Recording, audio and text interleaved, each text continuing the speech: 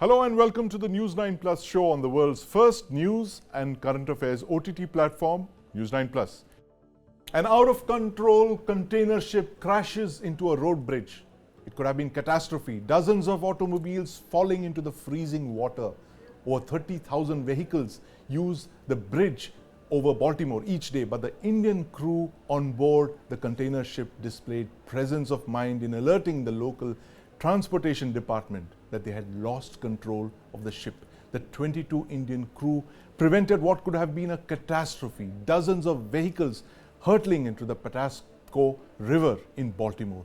Joining me to discuss this are Captain Navin Singhal, Major Jolly, and my colleague Aditya Kaul here in the studio at News9 Plus. Welcome to the News9 Plus show, gentlemen. Captain Singhal, I'm sure you saw those harrowing visuals. It's every mariner's dream, or rather nightmare come true.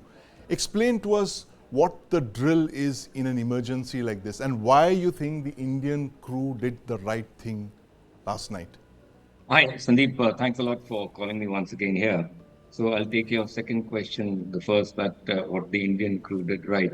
Absolutely right, spot on. As you rightly said, the presence of mind of the captain and the crew to immediately alert the local authorities in good time.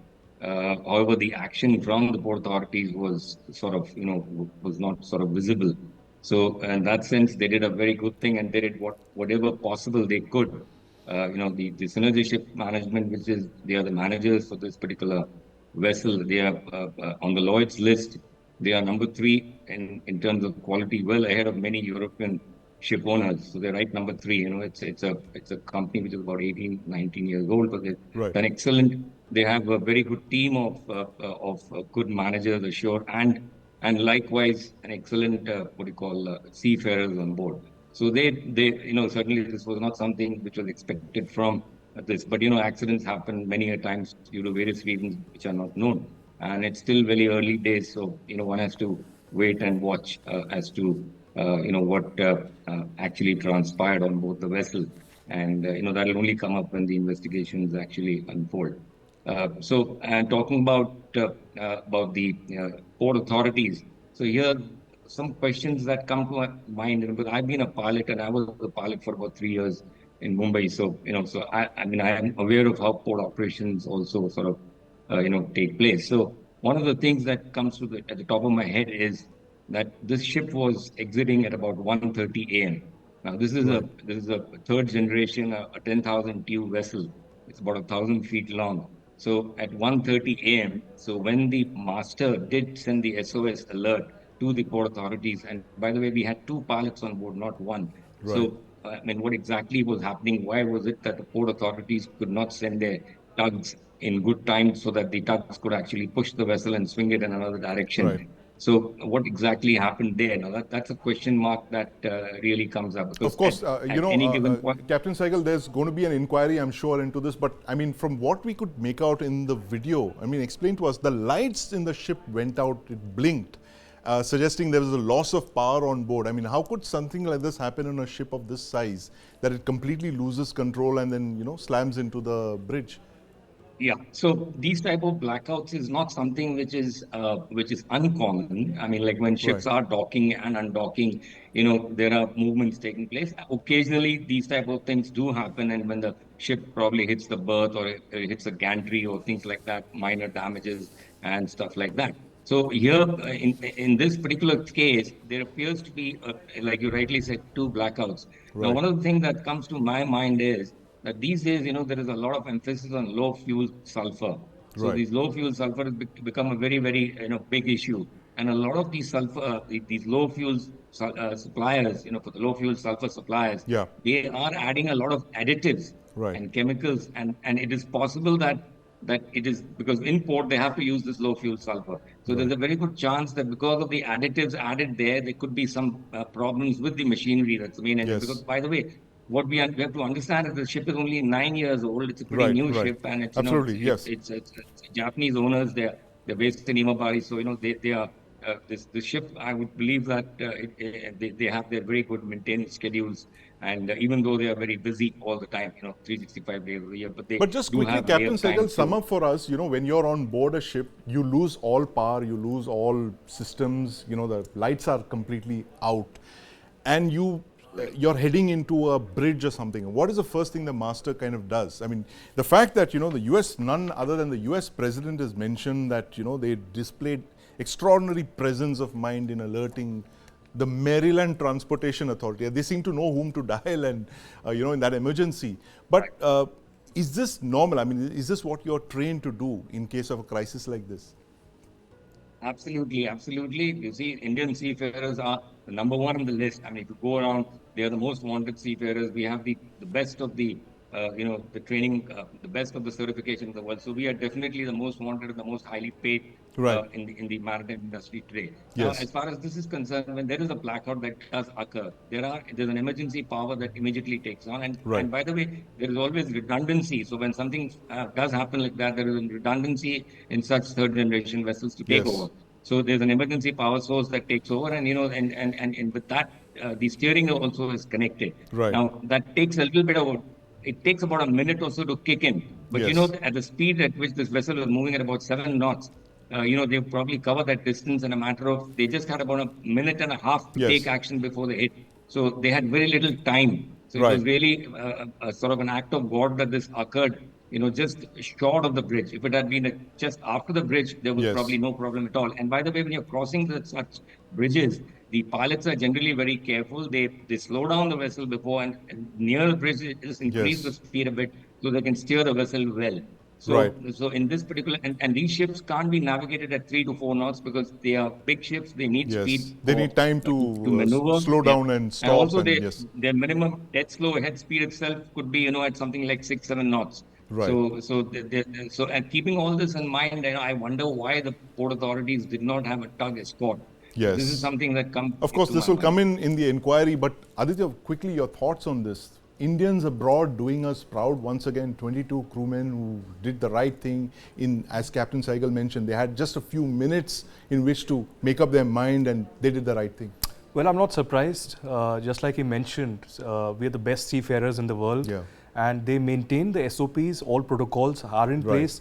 And it really baffles me, Sandeep, that yesterday, immediately after this incident, Yes. a few social media warriors, perhaps outside India, actually blamed the Indians for this accident Yes, and for absolutely. not preventing it. Yes. Instead, what actually happened Yeah. was the Baltimore governor actually praised Indians. And Yes. now, President Biden as well going to the extent that it was the presence of mind Yes. of the 22 crew members who were Indians Right. who actually saved lives, because there would have been hundreds of people Yes. traveling on that particular bridge. Absolutely. And it was the presence of mind of the Indians going through the SOPs, going through the protocols, Yes. alerting the transport department, and finally realizing that it could have been a big catastrophe, it could have been a mayhem there. Yes. And that was really stopped. 30,000 vehicles a day, that's a lot of cars. At any given point, there would have been hundreds of vehicles actually, crisscrossing the bridge. But Major Jolly, this point that Aditya made, the first thing that you hear when the Indians involved, oh, it's their fault, and you had a lot of things on social media as well. There were some very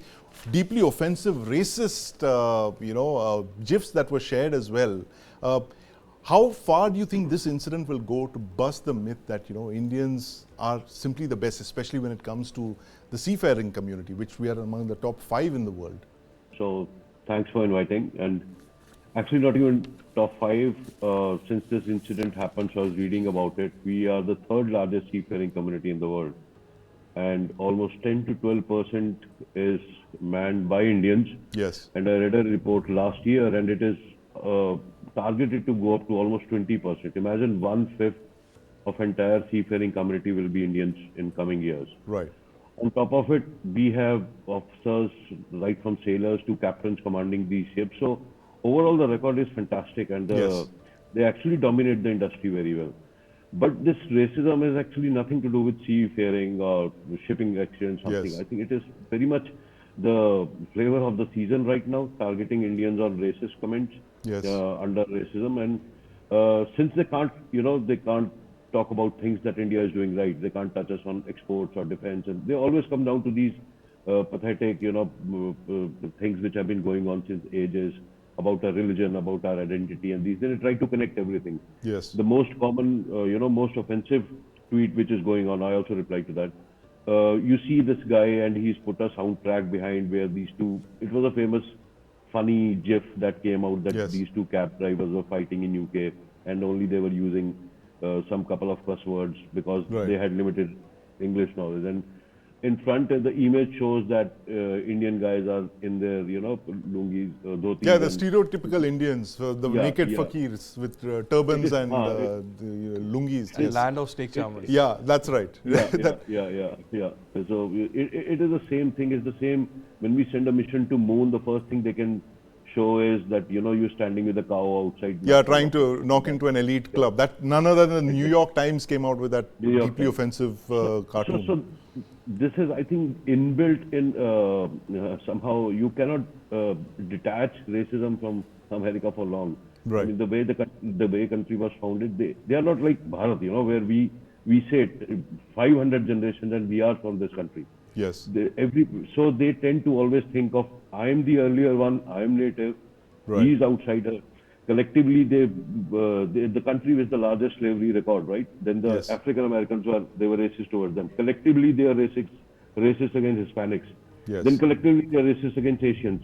Then when they become collectively, they are racist against Indians. So this cycle never stops for them. Right, the And cycle India never is- stops. Yes. In fact, Captain Cycle, this point that Major Jolly made about the fact that Indians are the third largest seafaring community. It's like 2.5 lakh Indians on board ships.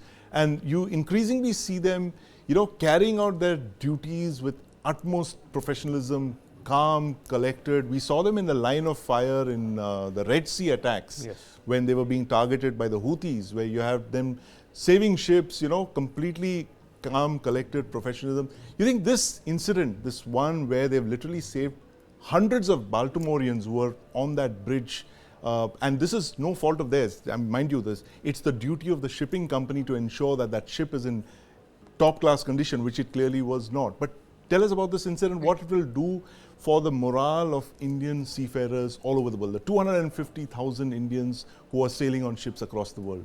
Yeah, so you're absolutely right, Sandeep. You see, the Indian certificate of competency, that means the seafarers, the officers have to go through the examination and all that stuff. It is the number one in the world. It cannot be compared to people run away from India to clear. Some of the seafarers run away to other countries because they find it easier to clear the certificate of competence. Some of them are fraction, but majority of them clear from it. Extremely stringent. Right. And that is why we have a very good, they are highly respected, the number one in the world today. And we are paid the highest, like I said, so we are the most respected. But at this point, I want to compare, the Exxon Valdez in 1989. Now, that is Yes. a tanker plying between Alaska and the west coast of US. And this particular ship was being managed by an oil company, Exxon. Right. And on that particular vessel, they had two radars. One radar was not functioning for 6 months. Right. Just imagine that they were flying in that, and there they did not have a pilot, and the master was under the influence of alcohol, so he went Yes. to sleep. And the third officer, the junior officer, was navigating in an area which has a traffic separation scheme, but there were some iceberg alerts. There was Right. some confusion on the bridge about heads up and head up radar or north up radar, and the vessel ran aground, and there was a huge fiasco, the Exxon Valdez, and that Yes, resulted that's a in very OPA famous 90. incident, Captain Segal. But there's a Yeah. New York Times report that's just out, which says that this ship in question, the Dali, was inspected in Chile last year, and it found that there were deficiencies related to propulsion and auxiliary machinery. And that they're saying that this problem concerned gauges and thermometers. Clearly, not everything was all right with this ship. Who pays for this damage now? The damage that's been caused, is it covered by insurance? I mean, obviously, a bridge would not be covered by insurance, but how do they work out a solution whereby the city of Baltimore, gets its bridge back? The first thing is that regarding the deficiencies in the port in Chile, where you're mentioning, the track record of Dali has been absolutely spot on. They've had port state control inspections, and there has been no detention of this vessel. So, Right. and these minor deficiencies do come up in every Right. inspection, because a ship is like a factory, so nothing can be 100% perfect. Right. So there can always be a few things here and there. So as far as the cost of this is, the cost of this particular bridge, I don't know how much. It could be a few billions, but for sure it will be probably covered up by the insurance company and the reinsurers, whoever have taken cover for this particular vessel, Right. And maybe the part of it could be. It is also possible that it's just a guess that the ship owners may even declare a general average, which Absolutely. which means that I'm which afraid we are means that completely out of yeah, time, Captain Singhal, but thank you very much for sure. joining us this evening. Major Jolly and my colleague Aditya Kaul. Extraordinary story of courage, Indian professionals, 22 Indian crewmen who saved the day in Baltimore. What could have been a catastrophe was prevented by professional Indian seamen who did the right thing and saved lives. The Indian National Congress is India's grand old party. It's been around since 1885, and until recently it was the default setting of Indian politics. But that's started to change since 2014. The BJP now seems to be the party of choice. And for the Congress, since over 2014, over 399 congressmen have quit the Congress and joined the BJP. Now, some suggest there are more congressmen in the BJP than there are in the Congress party itself. Why is this happening? Join me to discuss this, Suresh Kochatil, Bhanuchandar Nagarajan, and my colleague Brijesh Pandey, who joins Aditya Kaul here in the studio.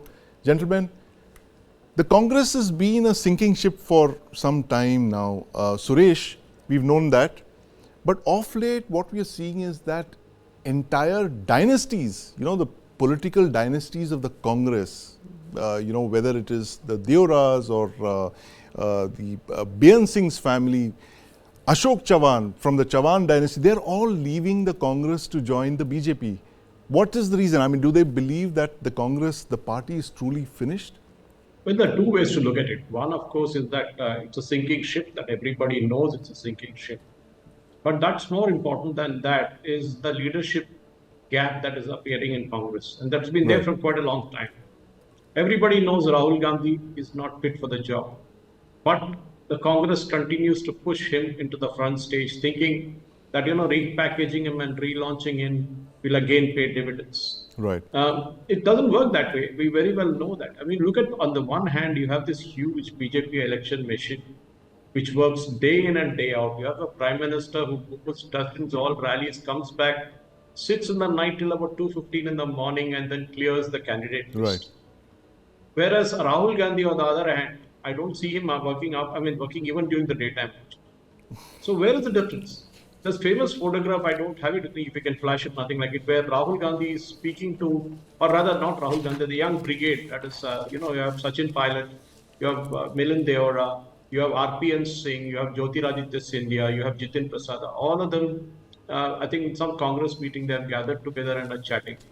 Of them, only Sachin Pilot is now left in the Congress, and I don't know how long he'll be there. That says the picture. Forget the oldies quitting the party. Yes. You have Rita Bahuguna in Congress, from Congress in BJP. You name it, down south, you have a Chief Minister, Kiran Kumar Reddy, from Congress in BJP. You have A.K. Antony's son, who is in BJP. Yes. You have Padmaja Venugopal, K. Karnakaran's daughter in BJP. What's happening is right now, I think, if you ask me, the joke, as we all say, who will switch off the lights at the AICC office once all these people leave? Right. That's a question that begs, because you need a good opposition. Right. The problem is you have a commander-in-chief of the Congress party who is either not interested in the job or messes up every given job. Right. That Shakti dialogue of Rahul Gandhi at the conclusion of the Bharat Jodo Nyaya Yatra was a disaster. What he said was correct, that he was fighting with Shakti. Instead of he said, I'm fighting Shakti. Right. That is the major difference that was there. But the problem is somebody gives him a piece of paper and he reads from it. Right. There is no thinking that goes into it. I mean, imagine the BJP has almost cleared 405, I think, in the last count we had of the number of candidates. If you leave out their alliance partners, I think they're almost done and dusted. Right. And that is where it is. Of the 303 MPs, BJP has replaced 90 of them. 90 MPs, which means one-third of the BJP more than MPs. 30%, as you've been highlighting. And Suresh, I'm going to bring in Brijesh here at this point. More than 30% of the BJP candidates, sitting MPs, have been replaced, Brijesh. I mean, as Suresh mentioned, that on the one hand, you have this machine that's literally, grinding away at the elections, and on the other, you have the Congress, which is still not clear about its strategy and still yet to decide its alliance. It is like, a car, if he continuously keeps on going to servicing, the car is in a pink of health. That is exactly what is happening with the BJP. It's a Prime Minister's tried and tested method ever since he was Chief Minister of Gujarat, that he would cut 30% to 40% of sitting, MLAs to make sure that the anti-incumbency factor doesn't hit him. In 2019, the percentage went up to as high as 42%. So imagine 42% of 2014 MPs, their tickets were cut, and the BJP came back with even a bigger margin. They crossed the 300 line. This time also, as we speak, he's cut tickets of more than 35-36%. So it clearly shows that that in the Modi scheme of things, you have to win to survive, and not only win like win as in carrying baggage and then winning, or winning at the Prime Minister Narendra Modi's popularity and the wave. Win like you have to 70% on your own and 30% being pushed by Prime Minister Narendra Modi, and that is the reason why despite cutting 40%, you will not hear a murmur of protest anywhere, because people know how this ship is being maintained. On the other hand, if you look at the way everybody is deserting, and the reason why is Rahul Gandhi doesn't like oldies. He says Ahmed Patel and all, these are the people who are destroying Congress and all. The younger generation doesn't like Rahul Gandhi. And so they've all left. They have left. As Suresh was pointing out the most iconic picture in which only Sachin Pilot was left. He tried, but somehow, it couldn't go through. What's the fate of the Congress party going to be, Aditya, after 2024? If the numbers hold correct as of now, what happens to the INC? I think it's anybody's guess, Sandeep, that Congress is going to be relegated to the margins and would be strongly competing with the regional political parties. And BJP is increasingly from 2014 to 2019 to 2024. And who knows, in 29 will be it is already the single largest party. But will be the party of choice, not just in northern India and in central India, but perhaps in areas like east and south as well. Already you have the northeast belt as well, where they have been able to do the unthinkable over the last 10 years. So as of now, in the Congress party, there are only two major things. One is the kind of blind faith they have for the Gandhi family, which perhaps is the main reason that is destroying their cadres, their faith. And secondly, there doesn't seem to be any democracy within the Congress party. They do say they have a new president in place who is a very dynamic leader from down south, but it still seems that the remote control is in the hands of the Gandhi family, and that certainly is not going to help in the lead up to the Lok Sabha elections right now, and overall in the history of the Congress party, really, because as of now I don't see even the Congress members and leaders having faith in Rahul Gandhi as a leader. If they don't have the faith, how can the country? Absolutely. Important point there. And Bhanuchandar, what happens now, beyond a point? I mean, the Congress becoming a regional party, this is something that we've kept discussing here on the show. The fact that it could actually, the numbers could go down to that of the other regional parties like the TMC or the Aam Aadmi Party. What happens to the Congress after this? Would it be able to survive without the Gandhis? Or are the Gandhis actually the glue that's actually holding the party together? There's two schools of thought here, Brijesh. There's one school that suggests that it's the Congress of 1885, that the GOP is actually the party of 1885. There's another school of thought which believes that this is actually the Indira Congress, which has now become the Sonia Congress. But very quickly, what do you have to say on this, Bhanu? What happens now if there is a third successive defeat that the Congress faces in 2024? Yeah, so we have an election upon us, and the India Alliance is not projecting any winnability.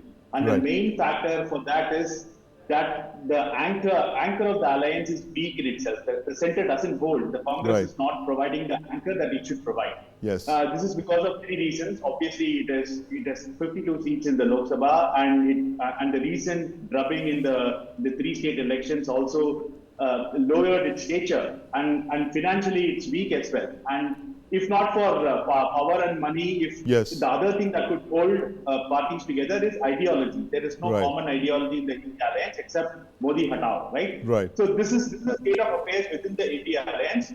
But I think Prime Minister Modi's repeated hammering on of 400 par is now so prevalent, right? Yes. Like bacha is around the country saying even Mallikarjun Kharge within the parliament has said that. So PM Modi's psyops is totally working, and because of that, the desertions within the Congress and within the other alliance is also continuing. So I think let's see what happens to the. Let's see how much of a drubbing this will happen to the India alliance, because the allies won't trust the Congress from now on, and that is going to be a bigger issue going forward. Obviously, I think it is going to come lesser than the others. There's going to be like the NDA, there's going to be the others, and then there's going to be the India alliance. That's how I see the pecking order after the elections. But there'll be nobody that will trust the Congress, and that's going to be a bigger issue for them. You're right, absolutely. And Brijesh, this point that Supriya Sule made a few days back, there are more congressmen in the BJP today than there are, in the Congress party. I think, that jibe was because, there's a constant, targeting of Congress by Prime Minister saying that, that you are dynast party and things like that. So they said that, all those dynasts you have been targeting, now they are dynasts of the BJP and not of the Congress. But I think, what the bigger point is that if the Congress party is not able to put up a good show this time, I think post 2024, post the results announced, there are going to be million mutinies within the Congress party. I think the powerful regional satraps will start asserting like never before. The power of Gandhis, the hold of Gandhis will be diminished like never before. And I would be very, very surprised to see a central leadership or Gandhis pulling up the kind of punch which they are punching right now. I think 2024 is going to be a make or break election for the Congress as we know, the Congress Indira, the Congress Sonia. A national party, the Congress is a national party. Completely rejigged Congress party with Gandhis on the margin also, if the Congress party per se has to survive post 2024. Absolutely. But, in some senses, that's what the Congress did a few years back when they appointed Mallikarjun Kharge as the president. But rubber stamp approval or rubber stamp president doesn't compromise for a resounding defeat, that too thrice in succession. And I think, three successive defeats, you are absent in the entire north of India. You are present there in a couple of states in south of India. I think this is the worst showing for the Congress party as a national party right now. It would be like, Aam Aadmi party plus 2 more seats, 2 more states kind of a scenario. And once that happens, I think, we're already hearing murmurs of protest going around about, how Gandhis are deserting Uttar Pradesh. There's a massive pressure on the CEC that, you should decide on Amethi, Raebareli, which has been your traditional pocket boroughs. Your desertion is not sending a good signal. I think all these voices in the filling voices will now become the main voice if the Congress party does not put up a good show. Absolutely. And we've discussed this before on this show here, Brijesh, the fact that Maneka Gandhi could be the only Gandhi contesting from Uttar Pradesh. Absolutely. And the center of gravity seems to have shifted completely to the BJP. That we've discussed that point earlier. But Suresh, quickly, will the Gandhis be the default setting for the Congress, or can the Congress, as Brijesh was saying, can it envisage an identity minus the Gandhi glue that holds the party together? I doubt. If you look at the way the party has treated its seniors, look at Narasimha Rao. He was his own man. And look at the way they treated him after death. Look at K. Karnakaran. They knew he was getting too powerful for his boots. So they brought him into the ISRO case and destroyed his career. And that is what Congress does, because see, they don't like anybody challenging. Mark my words, Mallikarjun Kharge is walking around with a resignation letter in his pocket. Dated June 2024. Because the moment the results comes out, there will be a hue and cry and he'll say, I am resigning because I'm owning the moral responsibility. Rahul Gandhi will not own up the moral responsibility. It will be Mallikarjun Kharge. And that's a problem with this party. The problem is very simple. Look at BJP. I just give you a minute's time here. Look at 3 states where BJP is weak, in a sense that they are secondary party. They are not the main party. Punjab, where Shiromani Akali Dal, which is the oldest partner of BJP alliance from 1984 on. Tamil Nadu, where BJP has either been with AIDMK or DMK. And Andhra Pradesh, which is of course split from Telangana, where BJP doesn't have a tie-up, but goes with Telugu Desam party this time. And all these states, except for Andhra Pradesh, in Punjab, they decided to go alone. They said, come what may, we will create our own space. It will take time. Look at Annamalai in Tamil Nadu. He created his own space. He said, no AIDMK, nothing doing. We will contest. We take 10 years, 15 years, but we will fight. That's the way forward. I'm not saying they're going to win 15 seats in Tamil Nadu. No way. They might win 1 or 2 seats. But they have created a space because they peaked out in the north. They have done enough. They max have pick up 7 more seats in UP, retain a bit of West Bengal from 18 to maybe come down to 16, but they will still do that. But this is the problem. Where was BJP 20 years ago, 10 years ago in West Bengal? They were nowhere. Right. But they created that space, and that is very important. They created the space. Nature.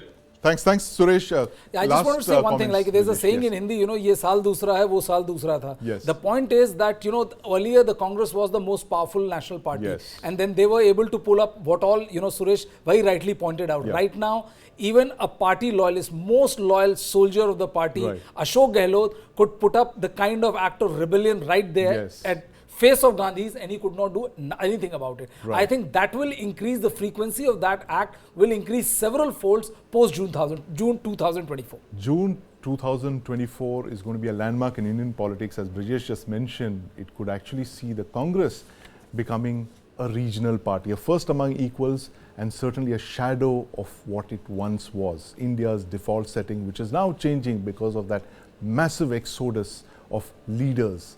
It's literally bleeding leaders which have been gladly accepted by the BJP, which now seems to be the default party of India. But thanks very much for joining us this evening, Suresh, Bhanuchandra, and my colleague Brijesh Pandey. That's a story we'll be tracking, the story of 2024, the decline of the Indian National Congress. India's Home Minister Amit Shah told a news organization that POK is an integral part of India and that India would bring it back. Now, this is the first time the Home Minister has said this. In fact, there's an Act of Parliament, there's a resolution of Parliament of 1994 which says that POK is part of India and that India will try and get it back. But joining me to discuss this today are General Ashwini Sivach and my colleague Aditya Kaul. Aditya, it's not the first time Home Minister Amit Shah has said this, but when the BJP says something, they actually mean it. And he said this in 2020. And now what do you make of the statement that India will go out, all out to recapture POK? How are they going to go about it? Mission 2029, you think? Well, Sandeep, there are two ways of looking at it. One is a political and second is a strategic way. Right. The political way is such that the Lok Sabha elections are on our heads right now, in a few weeks from now. Right. And just like the pledge that BJP had taken years ago of 370, abrogating 370, similarly Amit Shah is making a political statement that POK will be back in India. When, how, is something that of course will not be discussed in the public domain. And perhaps there is something that is being worked out in that direction. Will it be militarily, will it be diplomatically, or will Pakistan on its own fizzle out? Is something that we'll have to wait and watch. But it's indeed a big statement. Just like you mentioned, in the early 90s, there's a parliament resolution clearly indicating POK is an integral part of India. Even through the delimitation processes in Jammu and Kashmir, the seats reserved for the POK are very much still there. I think there are about 24 of them that are very much there. And lastly, I would say, Sandeep, that POK will certainly be a part of India, because as of now, if you see the kind of human rights violations that are taking place there, the subjugation of people at the hands of the Pakistan army, it's clear that the people in POK, be it Hindus, be it Muslims, be it other minorities, do not want to actually stay with Pakistan. And we've seen numerous examples of same, not just in Muzaffarabad, Kotli, and other areas, but even in Gilgit-Baltistan, where there are numerous protests happening, rebellion happening against the Pakistan army and the Pakistan government, clearly indicating that we certainly are not Pakistanis and this occupation will have to end someday. Right, absolutely. Very important points there, Aditya. And General Sivach, the Home Minister's statement there, and like I said, the BJP doesn't seem to say anything without a plan in mind. They said it about Article 370 and they did it in 2019. What can we expect if the BJP were to return to power in 2024? Would this mission POK be top priority for the government of India? Very correct, Sandeep, no doubt about it. See, the point which Amit Shah has said, it has a lot of meaning.